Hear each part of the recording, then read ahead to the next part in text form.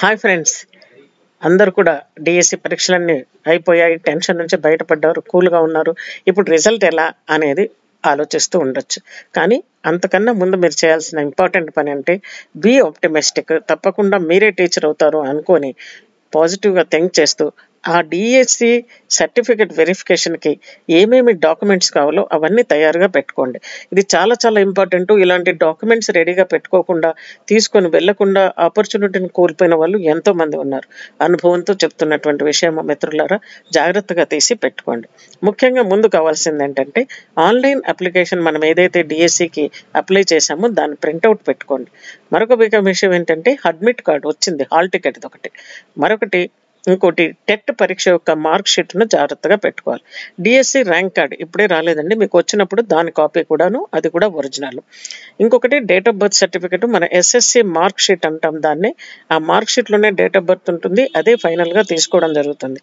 So SSC mark sheet come date of birth certificate.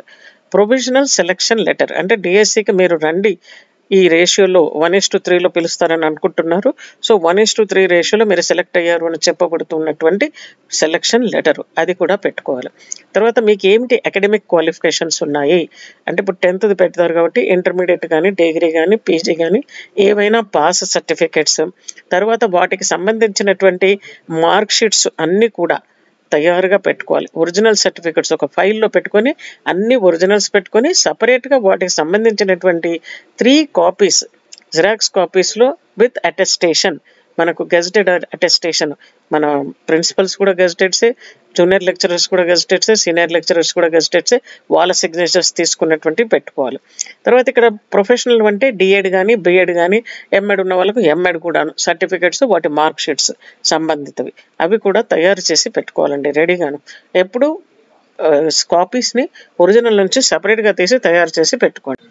మరొక ముఖ్య విషయం ఏంటంటే ఈ స్టడీ సర్టిఫికెట్ చాలా చాలా ఇంపార్టెంట్. దీనివల్లనే చాలామంది ఎంతో మంచి ఆపర్చునిటీని కోల్పోయారు. స్టడీ సర్టిఫికెట్ అంటే మనకు 4 నుంచి 10వ క్లాస్ వరకు స్టడీ సర్టిఫికెట్.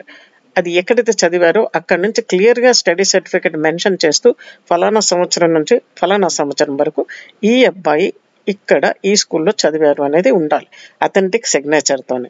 ఫర్ ఎగ్జాంపుల్ అది లేదనుకోండి ఒక్కొక్కరికి, అప్పుడు 1 to 7 క్లాసెస్ అయినా కూడా చూడొచ్చు. ఎక్కడైనా కూడా ఏదైనా ఆ 1 to 7 క్లాసెస్ కూడా మనకు లేనప్పుడు కొంతమంది స్కూల్కు వెళ్ళని వాళ్ళు ఉంటారు. కొంతమంది వెళ్ళిన స్కూల్ అది ఇప్పుడు ఎగ్జిస్ట్ అయ్యకపోవచ్చు, ఆ స్కూల్ అనేదే ఉండకపోవచ్చు. మరికొంతమందికి ఏంటి అసలుకి వెళ్ళిన స్కూల్లో రికగ్నిషన్ ఉండకపోవచ్చు. ఒకటి స్కూలే ఉండకపోవచ్చు, ఒకటి అసలు స్కూల్లోకి వెళ్ళి చదివిన దాఖలాలే ఉండకపోవచ్చు. ఎలాంటి కేసులో అయినా కూడా మనకు లోకల్ క్యాండిడేట్ అని చెబుతూ ఉండేటువంటి స్టడీ సర్టిఫికెట్లో లేనప్పుడు మనకి రెసిడెన్సీ సర్టిఫికెట్ అనేది తీసుకోవాలి. దీనికి ఏం చేయాలి? ఈ రెసిడెన్సీ సర్టిఫికెట్ అంటే మనము తెలంగాణ పబ్లిక్ సర్వీస్ కమిషన్ అనే వెబ్సైట్కి వెళ్తే మనకు రైట్ సైడ్ అక్కడ స్టూడెంట్స్కి సంబంధించినటువంటి సర్టిఫికెట్స్ లిస్ట్ ఉంటుంది.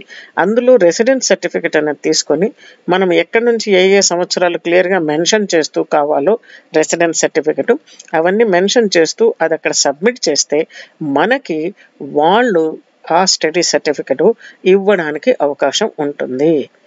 దానికి మనము ఎంఆర్ఓ సిగ్నేచర్తో కూడా నోట్ తీసుకొని ఉంచుకోవాలి. సో ఇలాంటి స్టడీ సర్టిఫికెట్ ఉంటేనే మనకి మన నేటివిటీ అంటే మన ఆ ప్లేస్కు సంబంధించిన వాళ్ళము.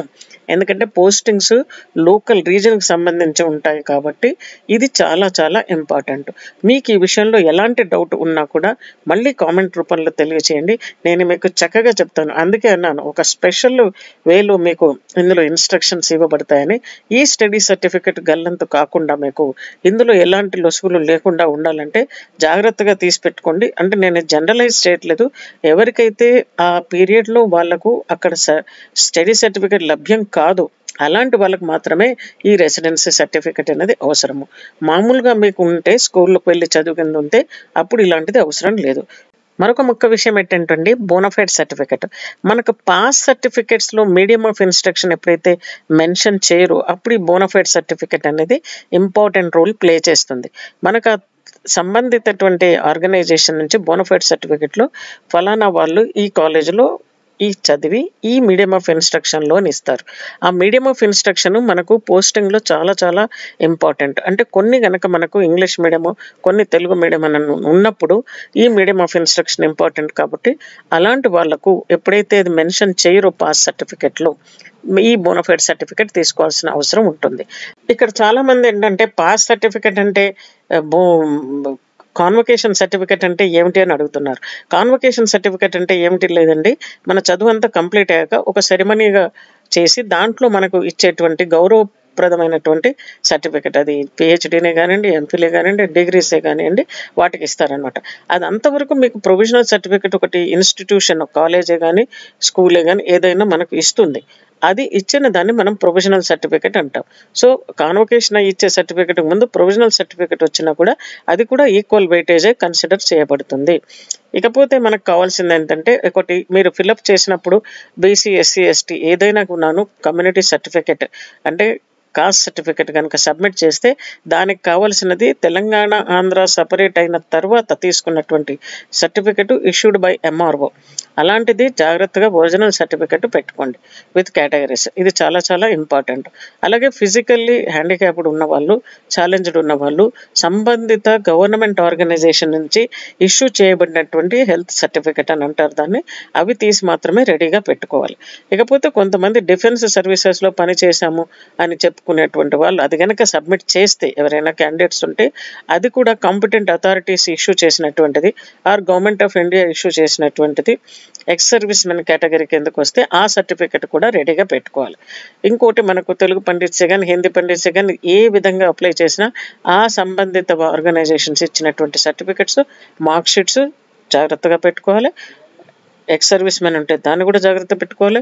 స్పోర్ట్స్ కేటగిరీలో ఉండాలి అని అనుకున్న వాళ్ళు స్పోర్ట్స్ మెరిటోరియస్ సర్టిఫికెట్స్ కూడా, పీఈటీకి అప్లై చేసిన వాళ్ళు అవి కూడా జాగ్రత్తగా రెడీగా పెట్టుకోవాలి.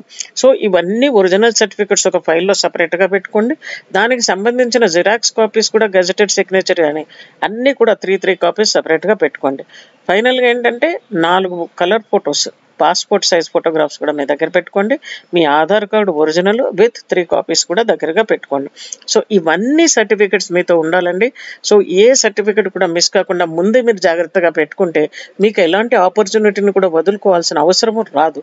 సో మీరు ఎంత చక్కగా ప్రిపేర్ అవుతారు ఎగ్జామ్కి, అంతే విధిగా, అంతే ఇంపార్టెంట్గా ఇవన్నీ రెడీగా పెట్టుకోవడం కూడా చాలా చాలా ఇంపార్టెంట్. సో మై ఫ్రెండ్స్, మీరు పాయింట్ను అర్థం చేసుకున్నారనుకుంటాను. ఎలాంటి డౌట్స్ ఉన్నా కూడా కామెంట్ రూపంలో తెలియచేయండి. సదా మీ సేవలో మా education channel. My dear friends, ఇలాంటి విషయాన్ని మీ దగ్గర ఒక్కరి దగ్గర ఉంచుకుంటే కాదు కదా, ఎంతో మందికి అవసరం ఉంటుంది. అందరికీ షేర్ చేయండి. మీకు నచ్చితే లైక్ చేయండి. అలాగే ఇంతవరకు సబ్స్క్రైబ్ చేసుకోకపోతే మాత్రం తప్పకుండా సబ్స్క్రైబ్ చేసుకోండి. ఇలాంటి విషయాలు ఎన్నో మీ ముందుకు వస్తాయి కాంపిటేటివ్ ఎగ్జామ్స్ గురించి. So for watching patiently, thank you so much.